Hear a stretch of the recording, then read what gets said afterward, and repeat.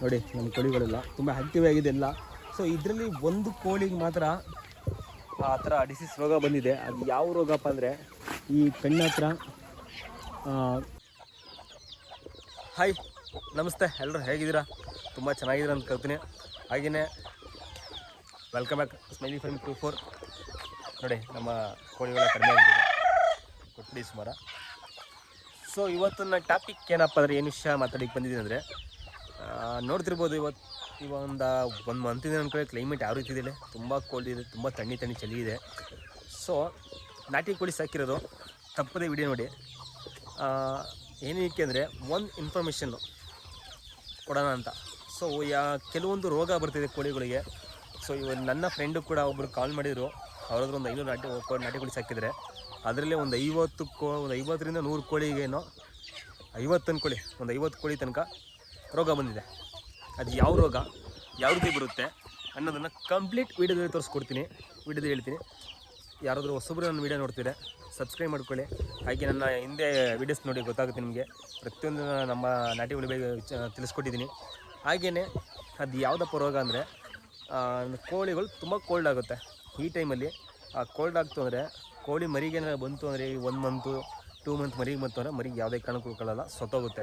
So ನಾವು ಮುನ್ನೆಚ್ಚರಿಕೆ ತೊಗೊಳ್ಬೇಕಾದ್ರೆ ಏನಪ್ಪ ಅಂದರೆ, ಮತ್ತು ಆ ಸಿಮ್ಟಮ್ಸ್ಗಳು ಯಾವ ರೀತಿ ಇರುತ್ತೆ, ಅದನ್ನ ಯಾವ ರೀತಿ ನಾವು ಫೈಂಡ್ ಔಟ್ ಮಾಡೋದು, ಯಾವ ರೀತಿ ಕಂಡುಹಿಡಿಯೋದು ಅಂತ, ಈ ರೋಗ ಬಂದಿದೆ ಕೋಳಿಗಳಿಗೆ ಅಂತ. ಸೊ ನಮ್ಮ ಹತ್ರ ಇವಾಗ ಒಂದು 200-300 ಇರ್ತವೆ. ಸೊ ಗೊತ್ತಾಗಲ್ಲ, ಯಾವುದಾದ್ರು ಒಂದಕ್ಕೆ ಬಂದರೆ ಸಾಕು, ಒಂದಕ್ಕೆ ಬಂದರೆ ಅದು ಆಲ್ಮೋಸ್ಟ್ ಎಲ್ಲದಕ್ಕೂ ಆಗಿಬಿಡುತ್ತೆ. ನಾವು ಕೇರ್ಲೆಸ್ ಮಾಡ್ತವ್ರೆ. ಸೊ ಸ್ವಲ್ಪ ಒಂದು ವಾರದಲ್ಲೇ ಎಲ್ಲ ಕಳ್ಕೊಬೇಕಾಗುತ್ತೆ. ಅದಕ್ಕೋಸ್ಕರನೇ ಹೇಳ್ತಿರೋದು, ದಯವಿಟ್ಟು ಫಸ್ಟೇ ಅದನ್ನು ಫೈಂಡ್ ಮಾಡಿ ಆ ಕೋಳಿನ ಸಪ್ರೇಟ್ ಮಾಡಿ. ಯಾವ ರೀತಿ ಇರುತ್ತೆ ಅನ್ನೋ ಸಿಮ್ಟಮ್ಸ್ ಅಂದರೆ, ನೀವು ಕೋಳಿನ ನೋಡಿದಾಗ ಈ ಕಣ್ಣಿರುತ್ತಲ್ಲ, ಕೋಳಿ ಕಣ್ಣ ಹತ್ರ ಏನಾಗಿರುತ್ತೆ ಅಂದರೆ ಸ್ವಲ್ಪ ನೋಡಿ. ಇವಾಗ ಒಂದು ವೀಡಿಯೋ ಹಾಕ್ತೀನಿ, ಇಲ್ಲಿ ಒಂದು ವೀಡಿಯೋ ಮಾಡಿದ್ದೀನಿ, ಅದು ಕೋಳಿದು ಇಟ್ಕೊಂಡು. ಸೊ ಆ ವೀಡಿಯೋ ಹಾಕ್ತೀನಿ ನೋಡಿ, ಗೊತ್ತಾಗುತ್ತೆ ಯಾವ ರೀತಿ ಇರುತ್ತೆ ಅಂದರೆ, ಆ ಕಣ್ಣತ್ರ ನೀವು ಇದು ಜೊಲ್ ಥರ ತಪ್ಪರೆ ನೊರೆ ಥರ ಕಣ್ಣಲ್ಲಿ ಬರ್ತಿರುತ್ತೆ. ಅದು ಫಸ್ಟ್ ಸ್ಟೇಜ್. ಅವಾಗ ಅದಕ್ಕೆ ಡಿಸೀಸ್ ಬರ್ತಂತೆ ಅನ್ನ ಕಣ್ಣು ಅಗ್ಲ ಆಗ್ಬಿಟ್ಟು ಫುಲ್ ಇಲ್ಲಿ ಕಿತ್ತೋಗ್ಬಿಟ್ಟು ಅದು ತುಂಬ ಉರಿ ಬಂದಿರುತ್ತೆ. ಅದು ಕಾಲಲ್ಲಿ ಕೆರೆದಿ ಏನಾಗಿದೆ, ಕಣ್ಣು ಈ ಸೈಡಲ್ಲಿ ಕಿತ್ಕೊಂಡಿರುತ್ತೆ. ಸೊ ಅಬ್ಸರ್ವ್ ಮಾಡಿ ಕೋಳಿನ.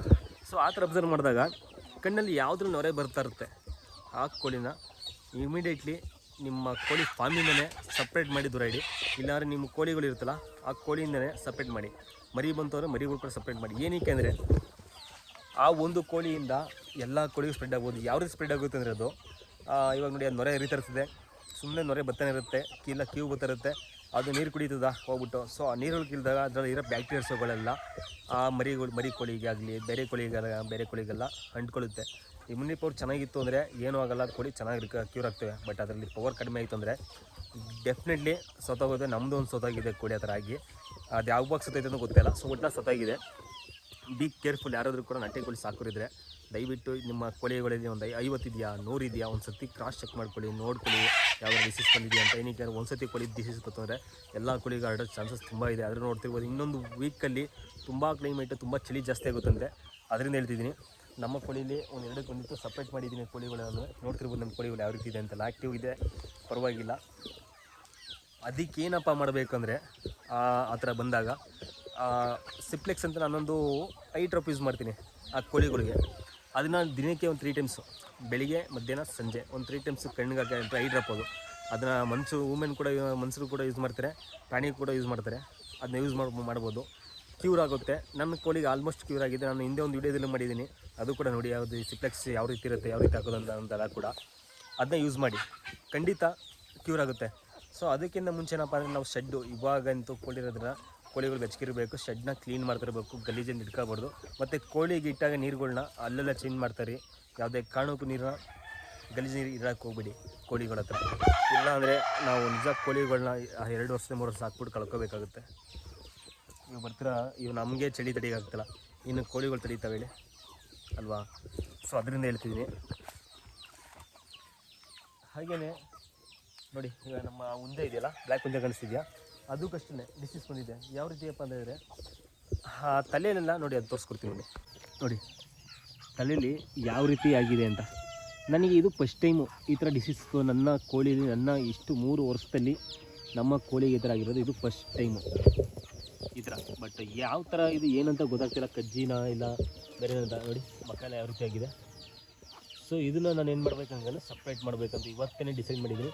ಈ ಕೋಳಿ ನೆಕ್ಸ್ಟ್ ಮಿಕ್ಸ್ ಮಾಡಬಾರ್ದು ಅಂತ ನಾನು ಇವತ್ತು ಅಬ್ಸರ್ವ್ ಮಾಡಿದ್ದು. ಅಷ್ಟು ಚೆನ್ನಾಗಿ ಗೊತ್ತಿರೋಂಗಿಲ್ಲ ನೋಡಿ, ತುಂಬ ದಿನ ಆಗಿದೆ ಬಂದು. ಬಟ್ ಇದು ಕ್ಯೂರ್ ಆಗುತ್ತೆ, ಇದೇನಾಗಲ್ಲ. ಈ ಥರ ಇದ್ದರೆ ನನ್ನ ಅನಿಸಿಕೆ ಈ ಥರ ಇದ್ದರೆ ಏನೂ ಆಗಲ್ಲ, ಇದು ಸ್ಪ್ರೆಡ್ ಆಗೋಲ್ಲ. ಬಟ್ ಆ ಶೀತ ಅನ್ನೋದು ಇದೆಯಲ್ಲ ಕೋಳಿಗಳಿಗೆ, ಆ ಕ್ಯೂ ಕಟ್ಕೊಂಡು ಮತ್ತು ಆ ಕೈ ಇನ್ನೊಂದೇನಪ್ಪ ಅಂದರೆ ಕ್ಯೂ ಕಟ್ಕೋದು ಅಂದರೆ ಆ ಕಣ್ಣೇ ಕ್ಲೋಸ್ ಆಗಿಬಿಡುತ್ತೆ. ಮೇವು ತಿನ್ನಲ್ಲ, ಏನೂ ತಿನ್ನಲ್ಲ, ಸುಮ್ಮನೆ ಒಂದೇ ನಿಂತಿರುತ್ತೆ. ಎರಡು ಕಣ್ಣು ಬರ್ತದೆ, 2 ಕಣ್ಣು ಕ್ಲೋಸ್ ಆಗುತ್ತೆ. ಕ್ಲೋಸ್ ಆಗಿ 2-3 ದಿವಸ ಸತ್ತೋಗುತ್ತೆ ಕೋಳಿ, 2-3 ದಿವಸ ಸತ್ತೋಗುತ್ತೆ. ನಮ್ಮದೊಂದು ಕೋಳಿ ಅದು ಬಿಟ್ಬಿಟ್ಟಿದ್ದೀವಿ, ಇಲ್ಲಾಂದರೆ ಅದನ್ನ ತೋರಿಸ್ತಿದ್ದೆ ಕಂಪ್ಲೀಟಾಗಿ. ಈ ವಿಡಿಯೋದಲ್ಲಿ ಐತೆ ನೋಡಿ, ಒಂದು ಸಣ್ಣ ವಿಡಿಯೋ ಪಕ್ಕದಲ್ಲಿ ಒಂದು ವಿಡಿಯೋ ಹಾಕಿರ್ತೀನಿ. ವಿಡಿಯೋ ಅದು ಕೋಳಿ ಯಾವ ರೀತಿ ಇದೆ ಅಂತ, ಕಣ್ಣು ಯಾವ ರೀತಿ ಆಗಿರ್ತೀನಿ ಅದು. ಇಷ್ಟು ಹೇಳೋಕ್ಕೆ ಇಷ್ಟಪಡ್ತೀನಿ. ವಿಡಿಯೋ ಇಷ್ಟ ಆಗಿದರೆ ಒಂದು ಲೈಕ್ ಮಾಡಿ, ಹಾಗೆ ಸಪೋರ್ಟ್ ಮಾಡಿ. ನಾಟಿ ಕೋಳಿ ಸಾಕಿರೋರು ಗೊತ್ತಿರುತ್ತೆ ಆ ಡಿಸೀಸ್ ಯಾವ ರೀತಿ ಬರುತ್ತೆ ಅಂತ, ಅದಕ್ಕೆ ಏನು ಮಾಡಬೇಕಂತ ಗೊತ್ತಿರುತ್ತೆ. ಆದರೂ ಕೂಡ ಇನ್ನೊಮ್ಮೆ ಹೇಳ್ತಾಯಿದ್ದೀನಿ, ಕೋಳಿಗಳನ್ನ ಈ 1 ತಿಂಗಳು ಹುಷಾರಾಗಿ ನೋಡ್ಕೊಳ್ಳಿ. ಮರಿಗಳಂತೂ ಪಿಳ್ಳೆ ಮರಿಗಳಿರ್ತಾರೆ, ತುಂಬ ಕೇರ್ಫುಲ್ ನೋಡ್ಕೊಳ್ಳಿ. ಏಕೆಂದರೆ ಬೇಗ ಪಿಳ್ಳೆ ಮರಿಗಳಿಗೆ ಆ ಡಿಸೀಸು ಬರೋ ಚಾನ್ಸಸ್ ಇರುತ್ತೆ. ಸದ್ಯಕ್ಕೆ ನಮ್ಮ ಕೋಳಿಗಳು ಯಾವ ಥರದ್ದು ಬಂದಿಲ್ಲ, ಬರದೇ ಇರೋ ಸಾಕು ಅಂತ ಕೇಳ್ಕೊತೀವಿ. ಏನಕ್ಕೆ ಅದನ್ನು ವಾಸೆ ಮಾಡೋಕ್ಕಾಗಲ್ಲ, ಸಡನ್ಲಿ ಒಂದಕ್ಕೊಂದು ಸ್ಪ್ರೆಡ್ ಆಗಿಬಿಟ್ಟಿರುತ್ತೆ. ಯಾವುದರಲ್ಲಿ ಇಮ್ಯುನಿಟಿ ಪವರ್ ಚೆನ್ನಾಗಿರುತ್ತೆ ಆ ಕೋಳಿಗಳು ಮಾತ್ರ ಆಕ್ಟಿವ್ ಇರ್ತವೆ. ನೋಡ್ತಿರ್ಬೋದು ನಮ್ಮ ಕೋಳಿಗಳು ಯಾವ ರೀತಿ ಇದೆ ಅಂತ. ಸೊ ಓಕೆ ಫ್ರೆಂಡ್ಸ್, ಇಷ್ಟೇನೋ ಅಂತ ವೀಡಿಯೋ ಮಾಡಿದೆ. ಇಷ್ಟ ಆಗಿದರೆ ನಿಮ್ಮ ಕೋಳಿಗಳು ಈ ಥರ ರೋಗ ಇರ್ತಾರೆ ಒಂದು ಕಾಮೆಂಟ್ ಮಾಡಿ ತಿಳಿಸ್ಬಿಡಿ. ಓಕೆ, ಬಾಯ್.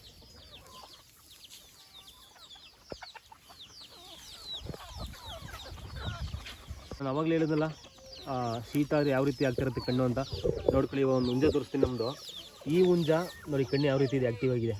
ಕಣ್ಣು ನೋಡಿ ಇದ್ರದ್ದು ಕಾಣಿಸ್ತಿದೆಯಾ ಕಣ್ಣು, ಎಲ್ಲ ಚೆನ್ನಾಗಿದೆ ಕಣ್ಣು. ಈ ಪಕ್ಕದಲ್ಲಿ ಹುಂಜ ಇದೆ ನೋಡಿ, ಈ ಹುಂಜ ಮುಂದೆ ಹೋಗ್ತಿದ್ದೀರ ಬಾ ಕಕ್ ನೋಡಿ. ಈ ಹುಂಜ ನೋಡ್ಕೊಳ್ಳಿ, ಈ ಹುಂಜಕ್ಕೆ ಇವಾಗ ನೆಗಡಿ ತಪ್ಪು ಶೀತ ಅಂತೀವಿಲ್ಲ, ರೋಗ ಇವಾಗ ಆಗ್ತಿದೆಯಲ್ಲ ಕ್ಲೈಮೇಟ್ಗೆ ಕ್ಯೂ ಕಿಡ್ಕೊಳ್ಳೋದು ಮತ್ತು ನೊರೆ ಥರ ಬರೋ ಅಂತ, ಅದು ಇವಾಗ ಇದಕ್ಕೆ ಬರೋ ಥರ ಕಾಣಿಸ್ತಿದೆ. ಏನಕ್ಕೆ ಅಂದರೆ ನೋಡಿ, ಅದ್ರ ಕಣ್ಣು ತೋರಿಸ್ಕೊಡ್ತೀನಿ ನಿಮಗೆ.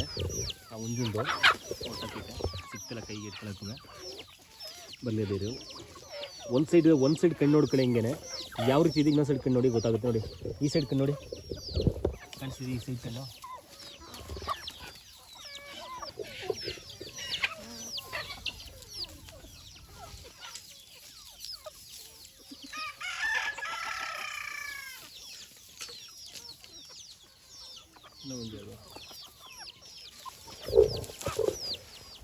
ಹಾಯ್, ನಮಸ್ತೆ ಫ್ರೆಂಡ್ಸ್. ನೋಡಿ ಇಲ್ಲೊಂದು ಹುಂಜ ತೋರಿಸ್ತೀನಿ, ನೋಡ್ತಿರ್ಬೋದು, ಝೂಮ್ ಮಾಡಿದ್ದೀನಿ. ಈ ಬ್ಲ್ಯಾಕ್ ಹುಂಜ, ಇದು ಮೂತಿಲೆಲ್ಲ ಕಜ್ಜಿಯಾಗಿದೆ. ಇದು ಯಾವ ಏನಕ್ಕಾಗಿದೆ ನನಗಂತೂ ಗೊತ್ತಿಲ್ಲ. ಇದಕ್ಕೆ ಯಾವುದರ ಮೆಡಿಸಿನ್ ಇದ್ದರೆ ಇದು ಯಾವ ಮೆಡಿಸಿನ್ ಹತ್ರ ಹೋಗುತ್ತೆ ಅನ್ನೋದನ್ನು ತಿಳಿಸ್ಕೊಡಿ. ನೋಡ್ತಿರ್ಬೋದು ನೋಡಿ, ಇದು ಏನಾಗಿದೆ ಅಂದರೆ ಇದು ನಾನು ಫಸ್ಟ್ ಟೈಮ್ ನನ್ನ ಫಾರ್ಮ್ ಹೌಸಲ್ಲಿ ನಾನು ಕೋಳಿ ಸಾಕಾಣಿಕೆಯಲ್ಲಿ ಇದು ಫಸ್ಟ್ ಟೈಮ್ ಬಂದಿರೋದು. ಈ ಥರ ನೋಡಿ, ಈ ಥರ ಎಲ್ಲ ತಲೆಯೆಲ್ಲ ಕಜ್ಜಿ ಆಗಿರೋದು. ಸೊ ಕೋಳಿ ಚೆನ್ನಾಗಿದೆ, ಏನೂ ಆಗಿಲ್ಲ, ಆ್ಯಕ್ಟಿವ್ ಆಗಿದೆ. ಹುಂಜ ಏನಾಗಿಲ್ಲ, ಆ್ಯಕ್ಟಿವ್ ಆಗಿದೆ. ಬಟ್ ಇದಕ್ಕೆ ಯಾವ ಮೆಡಿಸಿನ್ ಹಾಕಿದ್ರೆ ಹೋಗುತ್ತೆ ಅನ್ನೋದನ್ನು ದಯವಿಟ್ಟು ಯಾರಾದರೂ ಗೊತ್ತಿರೋದು ಕಾಮೆಂಟ್ ಮಾಡಿ, ಏನು ಮಾಡಬೇಕು ಇದಕ್ಕೆ ಅಂತ. ನನಗಿಂದ ಗೊತ್ತಾಗ್ತಿಲ್ಲ ಏನು ಮಾಡಬೇಕಂತ. ಏನಕ್ಕೆ ಇದು ನನಗೆ ಫಸ್ಟ್ ಟೈಮ್ ಅನುಭವ ಆಗ್ತೈತೆ ಈ ಥರ.